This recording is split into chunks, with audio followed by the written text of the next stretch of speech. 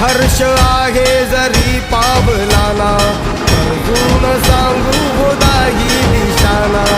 आयुष्य लावू हो आम्ही पणाला, आशा स्वप्न वेड्या तुझ्या लेकराला. आधार लाभो तुझ्या सबुलीचा, कौतुक करता कौतुक हरता भक्तगणांचा दाता. तुझ्या भक्तीचा जागर केला ते वरदान तू आता. रूप निरखता भान हरपले सुंदर मंगल मूर्ती, नसा नसातून उभाणलेली आनंदाची भरती.